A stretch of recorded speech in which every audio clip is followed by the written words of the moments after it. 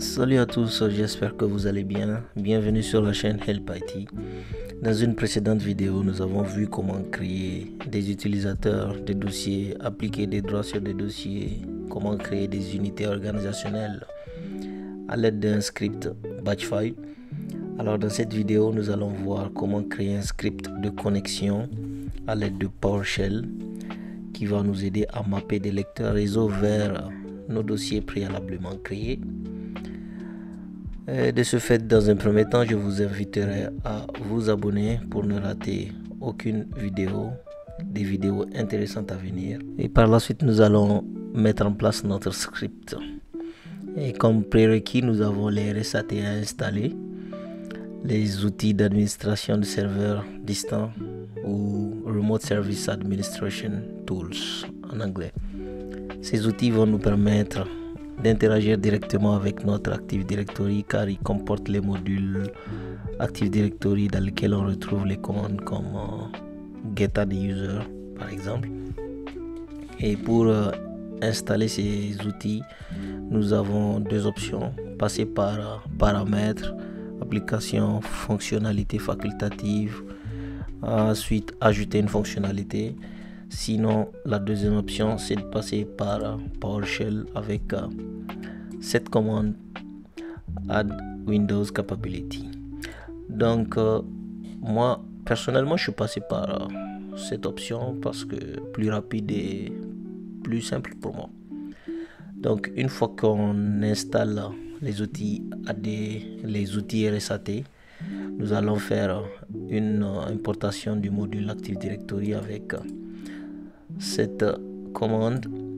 Par la suite, nous allons ajouter la bibliothèque assembly.net qui est system.windows.form qui va nous permettre d'afficher une boîte de dialogue dans laquelle nous aurons le message de bonjour ou de bienvenue à l'utilisateur.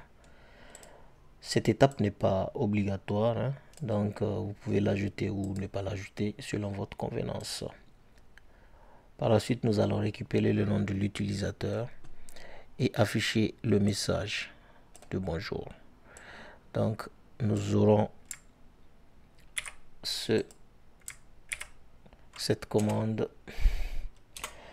Nous allons stocker la variable d'environnement qui contient le nom de l'utilisateur qui est connecté. Nous allons la stocker dans la variable username qu'on va passer dans la chaîne des caractères qui se trouve ici, qui sera bonjour. Admettons que c'est Marc qui s'est connecté comme utilisateur, donc nous aurons bonjour Marc. Ensuite, nous allons mapper le lecteur L vers le dossier personnel de l'utilisateur avec cette commande new PS drive qui va créer un nouveau lecteur auquel on va attribuer la lettre L. Et le PS provider, on va spécifier que c'est un système de fichiers qui aura comme chemin ce chemin, et l'argument persiste nous permettra de garder le lecteur même après l'exécution du script PowerShell. Ensuite, nous avons la fonction pour vérifier l'appartenance de l'utilisateur à un groupe dans l'Active Directory. Et pour ce faire, nous avons la fonction isMemberID. Et cette fonction va avoir comme paramètre d'entrée le username qui sera le nom de l'utilisateur à vérifier et le group name, le nom de groupe à tester. Et nous aurons un bloc try catch qui va nous aider à la gestion des erreurs. Dans le bloc try, nous avons la variable user qui va contenir l'objet utilisateur avec la propriété memberof qui va lister tous les groupes auxquels appartient l'utilisateur. Donc dans cette variable groupe, nous aurons à stocker le nom du groupe qui à l'entrée du nom de groupe, nous avons comme format ce dernier. Donc ici nous allons récupérer le nom du groupe, mais en passant par un for each qui va nous lister tout le format du nom du groupe, parce que quand un groupe est créé, il aura comme format cette ligne là. Donc nous on va séparer tout ce qui est dans le format du nom du groupe et on va récupérer juste le premier qui sera le nom du groupe, le common name, parce que le reste sera le nom de l'unité organisationnelle et le nom de domaine controller, le contrôleur de domaine, donc etc. Donc on va dire ici qu'on remplace tout ça, par la première la première entrée qui sera dans le format de la création du groupe. Donc on va garder juste le nom du groupe qui sera celui-là, et le groupe, la variable groupe va contenir juste le nom du groupe. Donc on va effacer cette ligne qui ne sert à rien, juste pour exemple, je l'ai écrit juste pour exemple. Donc ici on aura comme retour le nom du groupe.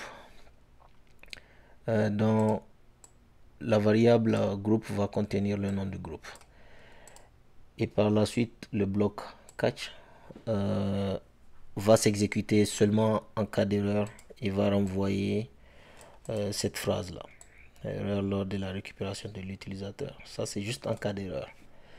Donc par la suite nous allons passer à la vérification des groupes et au mappage du lecteur O vers les dossiers partagés. Et pour ce faire nous avons un bloc qui va vérifier si l'utilisateur et le nom de groupe correspondent, l'utilisateur et le nom de groupe correspondent à technicien.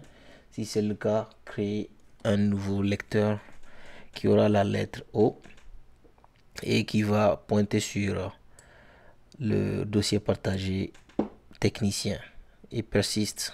Comme je l'avais déjà indiqué, c'est pour que le lecteur reste après l'exécution du script, et ainsi de suite pour la direction, pour le groupe de direction et pour le groupe de secrétariat.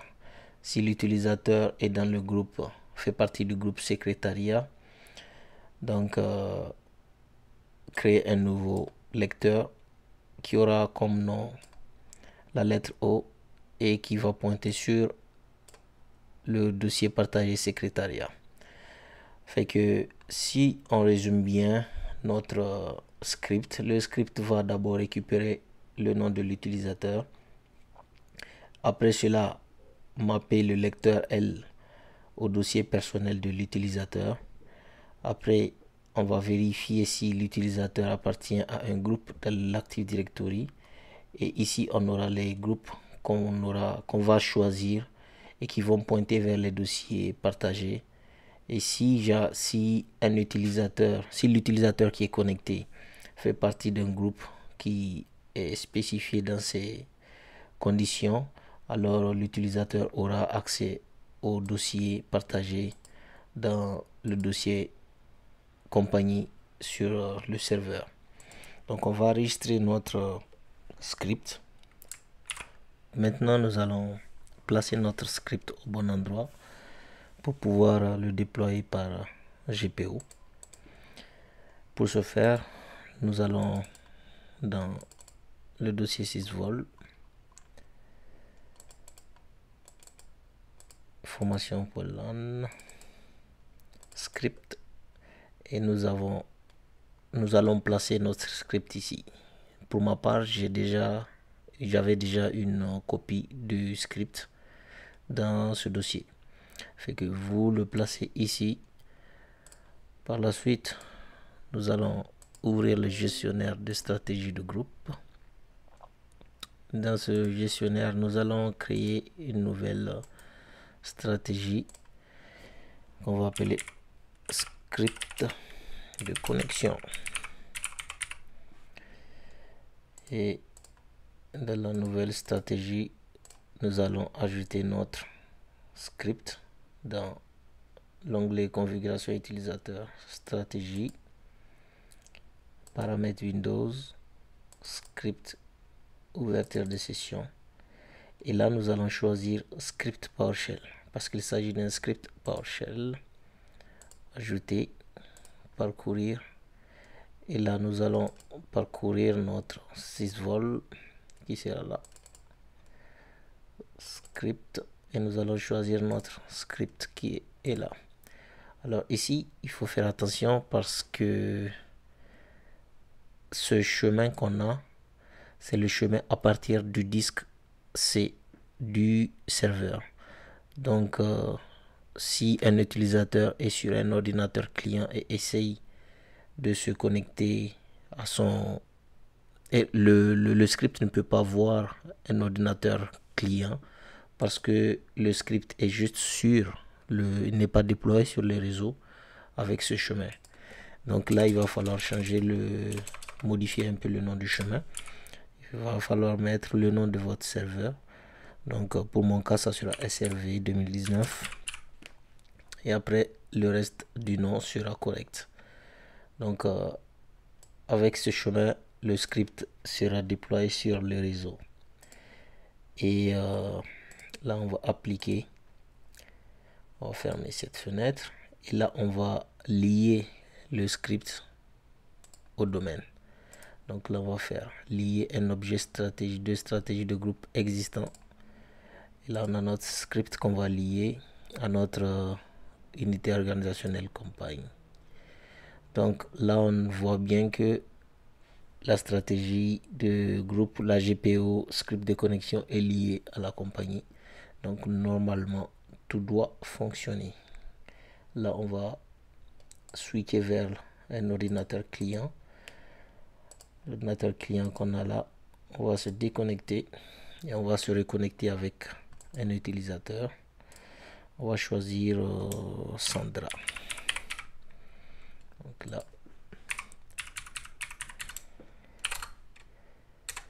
on va se connecter. Normalement, on doit avoir un pop-up, une boîte de dialogue qui va avoir le message bonjour Sandra. Et après, on va avoir au niveau des disques, des lecteurs. Donc là, le script a l'air de fonctionner. On a la boîte de dialogue. Bonjour Sandra. Ok. Là, on va vérifier les lecteurs qui sont connectés au dossier personnel de l'utilisateur et le lecteur qui est connecté au dossier partagé. Donc là, on va faire. Donc là, on voit bien qu'on a les lecteurs qui sont présents.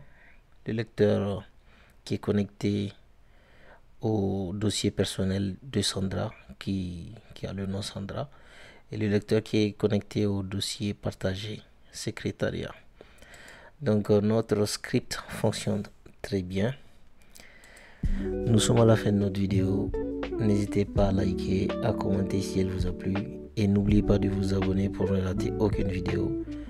Dans la prochaine vidéo, nous allons voir comment déployer un logiciel via une GPO. Pendant ce temps, prenez soin de vous et à bientôt.